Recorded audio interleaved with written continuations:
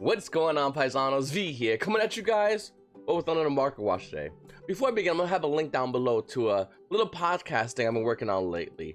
VCTR Fest, Yu-Gi-Oh! Duelist podcast. It's just me talking about the game, and instead of doing like physical in the video form, which you can see me, it's audio. So in case you ever driving to work, or in case you're out somewhere and you're just really busy, but you can listen. I decided to do a podcast. They're less than 15 minutes each. And if you see on Apple iTunes, can you do a review? Because someone said I'm really negative. That hurts. That's really negative of them to say. Anyway, links will be down below, guys. Really appreciate you go give it a look. And this is all about the market. So this weekend, the first weekend after everything's kind of situated and dust is kind of settled, a lot of you players are wondering, what do we do as far as the meta? What are we gonna play? Well, you have two options. Just two. You play Orcus variant, or you play a deck that kills Orcus variant, and then you know how to play. And then in both instances, by the way, you gotta play against a deck that you're building as well. So think of it this way: if I'm playing Guys and I'm going to play against any kind of Orcus variant and I'm building my deck towards that, I better know how to also play against the control variant to give me the edge and advantage over those players. So I'm playing Orcus. Let's say Lunar Light Orcus, probably a better example. If I'm playing Lunar Light Orcus, I better know how to play against a mirror match, as well as the rest of the control decks that are trying to stabilize the field so I don't get a good board setup. So that's the kind of mentality right now with every Yu-Gi-Oh player moving into this weekend. For everyone going to regionals, good luck. And if you are, please make sure to have that mentality in mind. You're also going to want to grab your Evenly matches in case you don't have them. Evenly match is such a good card. I mean, it's slowly been creeping in value. This card went as low as $12, as easy as 2018 Megaton ones. And they're about to hit $17 for the Megaton ones. You got the original print from Circuit Breaks being around $17. They're about to hit 18 as well. And then we even have the Ultra from Dual Power, just about hitting 14, about almost near hitting $15 for the Ultra version of Evenly Match. This card's blowout. It's blowout against so many matches. It's good against Salaman Grade, good against Thunder Dragons, and once you bait that one negate, it's great against Orcus. Also, if you're an Orcus player, it's great against Control. It's good against two Draco variants. It's just a good card overall, and it's really weird to see this card not actually be main as much as we're seeing it being sided. I really do like this card. I think this card's going to see a lot of future potential play. Guys, before I continue the rest of this video, please make sure to subscribe to the channel, hit the like button, and comment down below. I don't really know how much for a common question of the day. I really didn't think of one, to be honest with you. So how about this? Common question of the day. What's your special spice that you're siding in? Comment down below. Everyone else want to know. Share with the class, fellas. What special card are you siding in moving into this week and going, whether you're going to locals or you're going to regionals, or if you're in South America, Central America, Europe, you get everything. So you're some special event KONAMI has planned for you. Whatever it is, we'd love to know what you guys think. Moving forward, guys, but Dolces is so expensive. Like, a lot expensive. Like, why is this deck still expensive? Like, why is this deck so expensive? KONAMI, do you realize that people want to play this deck where we're not going to spend $30, more than $30 for even setup cards for this deck? Why is this card's not been reprinted? Madoji putting Set Shaka a la mode is $29.88 in the market, about $30 in the market price. The first edition version of the card, the mint, about $33. Putting Set Shaka a la mode. This was the dollar binder special forever. We have Queen Tiramisu, Ultimate Rare being a high price point, being beyond $19. Magiline, which I thought was going to go down in value. No. I mean, it went down. It used to be $16, now it's $15. That's still a very expensive card. We also have Angeli being about $13. Pudding Cess regular being easily an $11 card. Just look at all this value. Angeli, I mean, KONAMI really needs to get to work. This isn't hard to do, to make a reprint of a set, KONAMI. You've done it so much throughout the past couple of months, you would think that you would have gotten this one. Did you think Yu-Gi-Oh players was just going to forget about Madolches? It's still a very good deck, and it's a deck that a lot of Yu-Gi-Oh players don't know about because it's so old, originally coming out in Return to the Duelist. I highly recommend you guys get on top of getting this reprinted. This needs to be done soon. Don't have old deck archetypes that aren't showing meta relevance, for the most part, meta relevance being this high. This is not fair to casuals. Moving forward, Shooting Star Dragon Ghost Rare. Collectors, get those wilds already. Ghost Rare Shooting Star Dragon from Star Shack Blast, holding an $88 market price. That's roughly around almost near $140. In fact, After those two listings are gone for the $140 listings, the card price spikes again to $170 for Shooting Star Dragon Ghost Rare of Star Trek Blast. Yikes. Moving forward, we also have other cards like from Chaos Impact. IP Masquerena, even though it's a gorgeous prismatic rare, even though it's a great card still, it's not once again good like Appaloosa prismatic rare good. It was originally $400 about a week ago. Moving on to it now, the price point is dropping from the current market price. Anyone that did not know about the market would say, wow, this card's terrible, it's dropping that low, look out, and that fast by $50 within a span of a week. That's a pretty significant jump, even for Yu-Gi-Oh, us Yu-Gi-Oh players. But no. The card's going down because it's not as good as Appaloosa. It's not seeing as much play as Appaloosa, I meant to say. IP Masquerena has a $378 market price, but it's barely holding $355. And a little fun fact, it's going to continue to drop down in value. It's going to. It's not worth having this card as prismatic at this higher price point. It doesn't make any sense. And we're seeing it drop down in value. We're seeing a bunch of other prismatic cards also drop down in value as well in Appaloosa's defense, and a pretty significant, with Pirate Phoenix being 225. We're seeing it roughly around 150. Unchained Twins Aruha prismatic 143. We're seeing it at 125.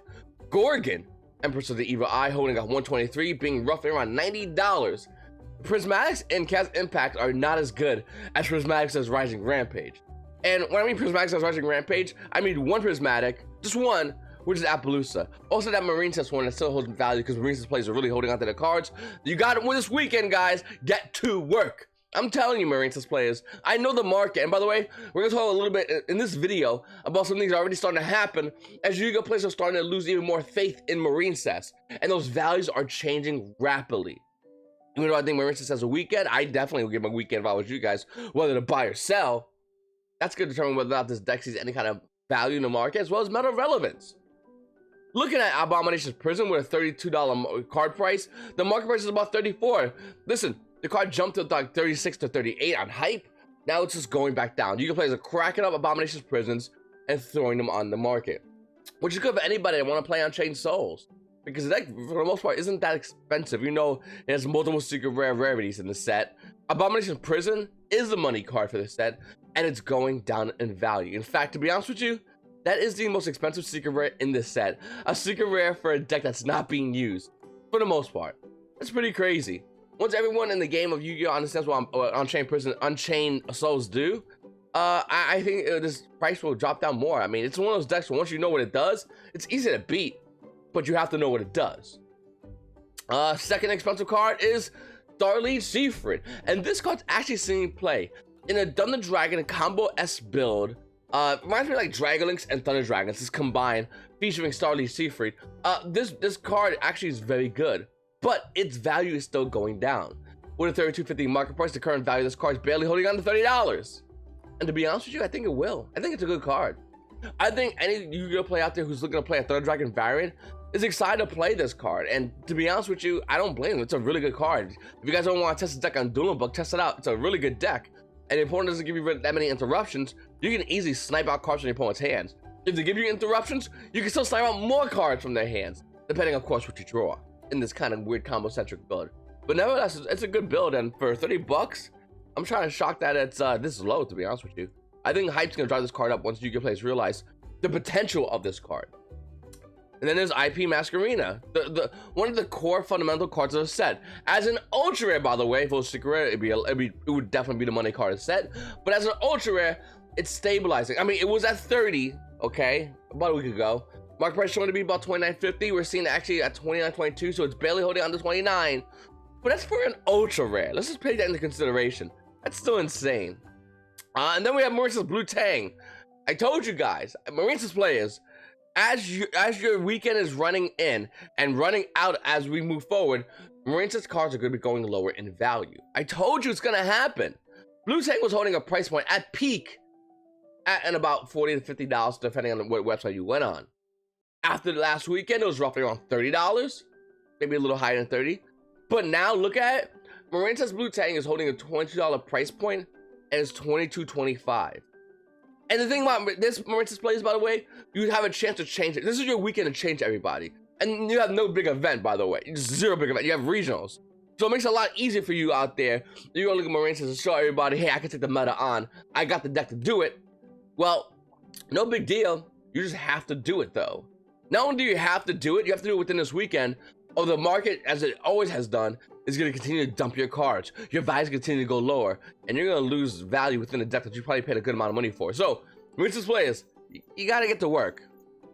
Looking at other cards in Cast Impact, Pirate Finch is dropping even more so, about $15. And the rest of on-chain cards are also dropping as well. It's weird to see Striker Dragon hold a $12 price point and see zero play.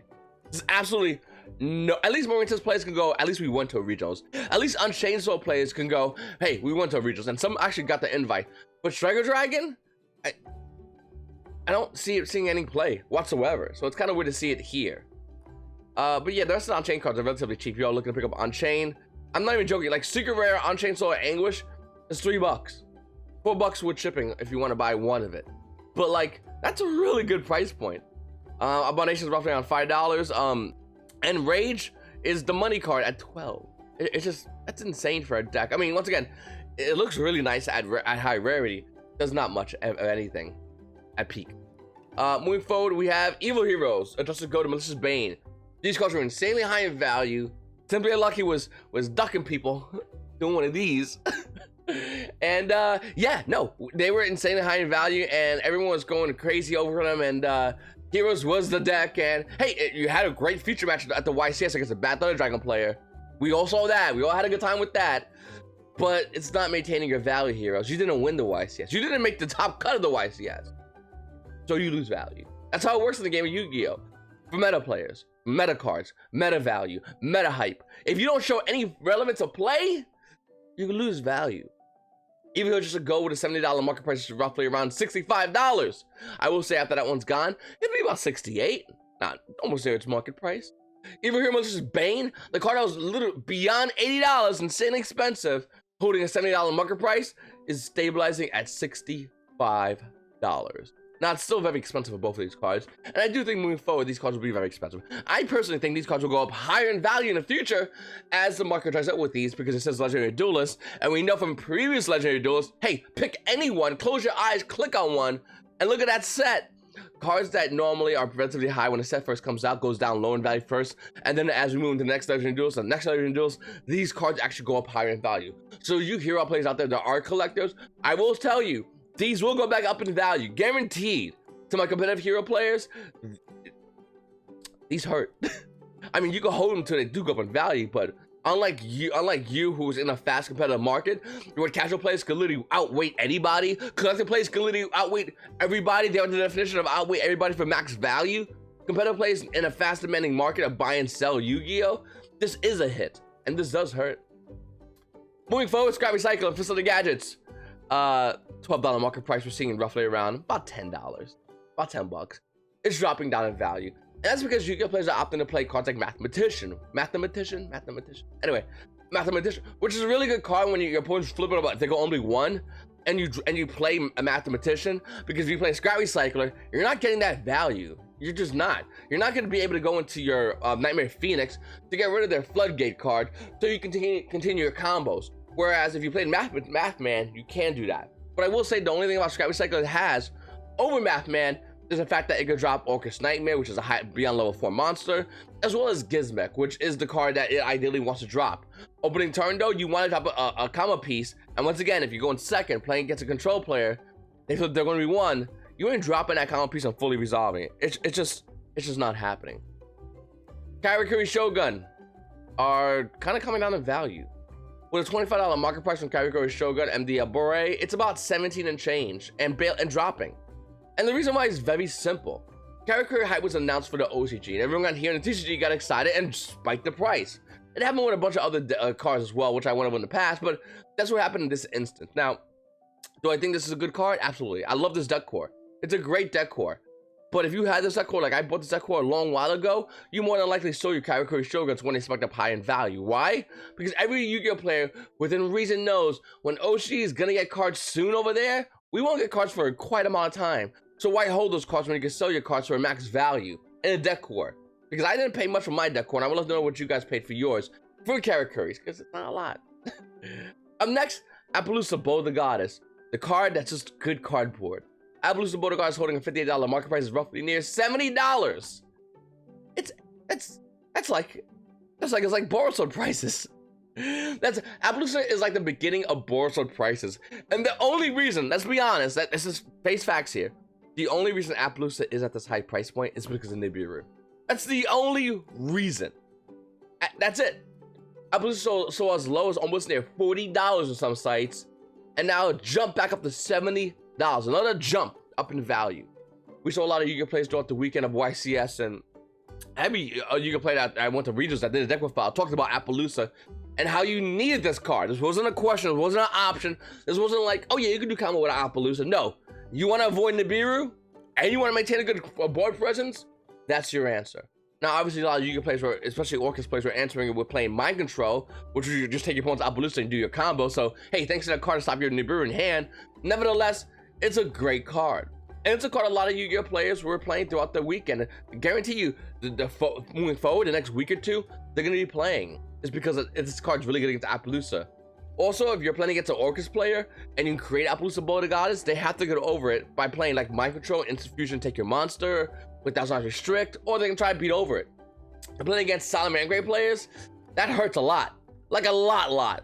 The Salamangreat's already a deck that's based off making a good normal summon and resolving a normal summon properly.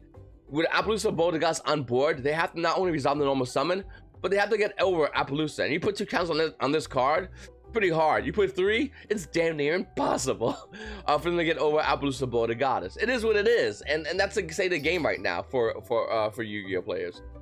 This card's just good in general, and a lot of competitive players are moving forward and grabbing Appaloosa. It's just a good card. So if you don't have one yet, yeah, don't think about it.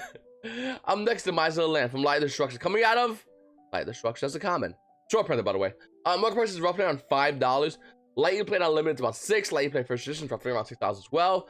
This card also needs a reprint. Konami, Madoches, the Miser of the Land. I don't have it here saved, but Swap Frog, we were talking about that forever. Swap Frog would be a nice reprint. You'd be like, oh yeah, we definitely messed you guys up on that one.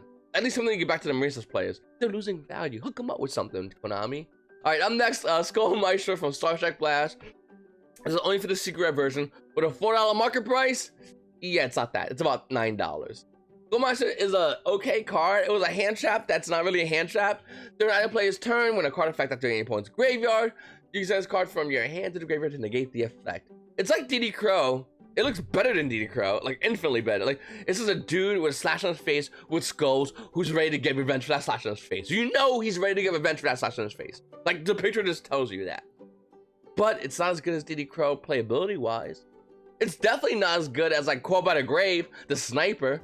Like, Skullmaster's is a good card, but, it's old school hand traps in a meta in which we didn't know we was going to be entering a game where monsters in your hand are hand traps. And it's really weird to see this card go up in value. Once again, it's a nice looking card, but I would highly recommend you sell it. Sign-up mining. Sign-up mining. What do you... Sign-up mining with almost near a $45 market price is at a limit of about $45, first editions being around $49. You want to see a tower collapse, Paisanos? Sign-up mining. No offense to your Maristas players, but if you do not show any meta relevance this weekend, obviously you're gonna sell your Maristas decks, or you're gonna go down with the ship. And you know what? Between decks times I went down with the ship, between you guys, you're going down with the Titanic. I'm going down with like a rowboat at this point against you guys because you put a lot of money in Maristas. With that said, if Maristas players don't show any playability throughout this weekend, and in some respects, Salamangreats, you guys gotta get to work. But if Maristas definitely doesn't show any kind of meta relevance, they're going to sell the Maristas decks, obviously, as they move forward to other decks. Well, what happens to sign-up mining? Little Timmy, I'm going to say it's going down in value. How much in value? Well, let's think about this. A lot. Like a ton. You see, most Maristas players are Paleo players. So one of my recent video actually commented on them perfectly. Maristas players are most likely old Paleo players or old control players that are playing a new aggressive style of the deck. Well, they all have sign-up mining. All of them. They have 2 options. Play Salamangreats or sell minings. Yes, you can still play Maristas, and yes, you can still play, and it's still a great deck, but if the deck's not doing anything on regionals, if nobody's doing nothing with it, more than likely these players are going to sell. I mean, there's some out there that's like, I'll be that guy doing the regionals, and I will win, and hey, and he might get his invite. But realistically speaking, Yu-Gi-Oh players are very visual, and if we don't see Mauritius do anything, Yu-Gi-Oh players will be selling their sign-up minings, and they sell the sign-up minings, it gets thrown into the market, and the value of $49 first edition, on limits being 45s, yeah, this is a myth. And for anyone out there that's looking to play, that has silent man grades, or has Mauritius, that has silent minings, that's like, you know what, V? Pulling out, my guy, I'm going into Orcus. Hey, this is your peak price. This is a perfect time to sell these cards. Do it now, do it fast, or you're gonna lose value. You're gonna lose a lot of value. It's not gonna get beyond this price point. It's just not happening. So sell this as fast as possible. This is the maximum amount of money you're gonna get. Seriously, pause this video, go online and sell this. You have to do this, because after this weekend, this card starts losing value. Moving forward, look at Into the Void. Now, Ultimate Rare Into the Void is insanely amount of money. Thousand Legends Into the Void is roughly around like $10 to $11. Original print Into the Void from Shining Darkness, that's $10. The Origins one was 10 cents because it was really bad. Anyway, Magic Gathering, such a good set. Listen, Into the Void is a card that's being seen in certain decks, most likely Pendulums, and as we recently saw this weekend, Moonlight Orcus. Now, these are the two decks that the card's seen playing. To be honest with you, it's an alright card. I like it, but what Into the Void says to me, it's Upstart Goblins for Yu-Gi-Oh players that are making YOLO plays on turn 1. That's what this card says to me. I would love to know what it says for you guys, but it's exactly what Into the Void is literally just Upstart Goblin. That's all it is. If you have 3 more cards in your hand, draw 1 card. And if you do, during your end phase, discard your entire hand. It's YOLO the card. You have like, and if I break your board after you resolve Into the Void, the game's probably done. So it's a good card. It's definitely a deck thinner, and in all respects of the name of the card, it's perfectly named a good deck thinner. But you better create a board that can at least get you something moving forward into the game state, or you're gonna be in a bad spot. About $10, by the way. I would highly recommend you sell this card if you're not playing the card. And I highly recommend you don't play the card, so you should probably sell the card. Unless you're playing Pendulums. I think this card's okay in Pendulums. I don't mind it in Pendulums. I think it has play. But anything that's not like Moonlight Orcus, yeah, I don't. Alright. Enemy controller for Ancient Sanctuary is only a $6 market price. That's dirt cheap, says everybody looking at the card front end. Find yourself a first edition version? They're actually about $15. For a lightly played first edition version of Econ. This card's starting to see some play in Salad Man Greats, which I think is amazing for the deck. And wouldn't be surprised if this card sees play in any future Orcus build. Yes, we do have Mind Control, and it's absolutely a great card, but Econ lets you attack, and that's a big deal in a meta in which we have a really weird setup of board states for a lot of Yu-Gi-Oh players. I mean, once again, you don't have to look as far as last weekend at the YCS to all the awkward board states Yu-Gi-Oh players were playing against each other. Then we have Artifact Sanctum, another card that's holding a $12 market price, $9 for the Mega Pack versions in the market price, but both of them are just beyond not real. I mean, the secret versions of Artifact Sanctums are $12, okay? The 2015 Megaton versions are $12 beyond this $9. And by the way, the price listings, there's 8 for 2015 Megatons, 10 for the secret rares, and for original print versions from Primal Origins that are already at $12, higher than 750 market price, they have about 15 price listings.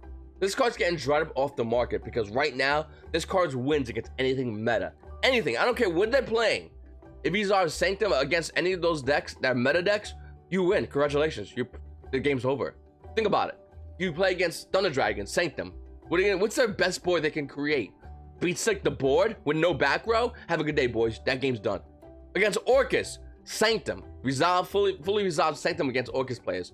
What are they going to do? Drop a Gizmek on you? Okay. Good card. Anything else? No? Okay, game's done. You play against Salamander Great. I mean, first of all, you stop their summon, that's big. So you can sync them up for a more attack, and that might be game.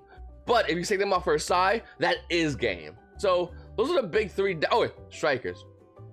Okay, I mean, I still don't understand how you won the YCS. I mean, I understand you built your deck to beat Orcus, and you definitely did at the YCS.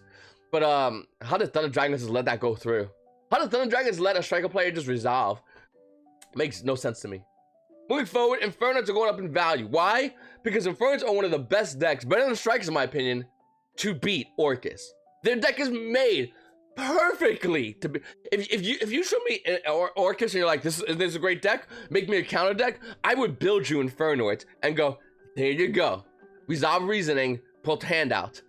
Did that kind of Russian. Anyway, Monster Gate. Just resolve it, put hand out. Because literally, whatever's in your graveyard is no longer gonna be in there because these cards are built to snipe your graveyard. Add in a layer of darkness, they're built to use your monsters to snipe your graveyard. Thank you for that, by the way. Real nice for your contributions to the society of Yu-Gi-Oh! Appreciate that a lot. The deck's really good. And the value isn't, though. And for a Decatron from Clash of Rebellions with a $9 market price, yeah, $9. Unlimited is roughly around $11. First edition, we're attending near $12 for Infernoid Decatron. Worth it? I like Infernos a lot, and if you have some of these cards, especially, you know, almost every build we've seen lately plays not just regular Infernoids, but you also add in draw power like a Pot of Extravagance. It gets kind of expensive for this deck. So hopefully you have some cards already. You might want to consider building this because against any Orcus matchup, you win.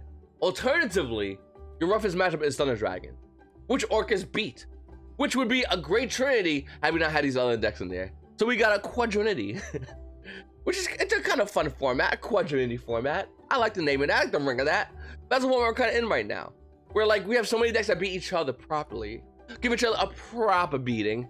There's nothing that's really too overpowered. Though I will say majority of those decks that can beat whatever else is if not an Orcus build, pure, it's an Orcus going second, which I think is different than pure, or an Orcus Moonlight build, which is still a relevant and pure great deck. I mean, it won the YCS in Central America, or South America. I can't keep up, there's so many Americas. But Infernoids is definitely a great deck against that matchup. Moving forward, tuning, Ultimate Rare from Star Trek Blast. I talked about this a while ago, and this card was like $9 to $10. Tuning Ultimate Rare from Star Trek Blast has a $13 market price, and it's about bought out. It's a $30 one over here, and that's, I mean, realistically, the page bomb about to $40 for tuning from Ultimate Rare. And it's kind of weird to see the Ultimate version be so high. When you just look at regular tunings, they're not really that crazy. I mean, there's that tuning, there's the Ultra version is about like $4. And then there's another version, the Shadow Spectre's the limited edition, I think it was. It's like $1 for super rares, and you got common tunings. But if you want an Ultimate Rare, you're paying at least $30 for tuning, which is pretty insane. Paisanos, the market is just out of its mind sometimes. The market's out of its mind, the meta is out of its mind, Yu-Gi-Oh! In general is out of its mind. But in its craziness, in its chaos, there is a mentality of the players and what they want to buy in and what they want to sell. And that's what brings us to this market that we have today. Yu-Gi-Oh! Players just trying to make their picks on what they want to play for the next 2 months as the market is still around. Because after those 2 months, we're getting a new meta. Oh, by the way, after that ban list comes out around January, we got one more ban list up until Nationals. So if you think this is going to be the be-all end-all deck for Nationals, this deck you're building right now, you're lying to yourself. It's really not. This deck, all this deck is, all this meta is a meta of ways to get players invites for Nationals, the end game. And if you already have your invites, I highly advise you do not spend a lot of money. Don't do it. It's not that hard to just say, I'll play whatever deck. It doesn't matter. I have my invite already.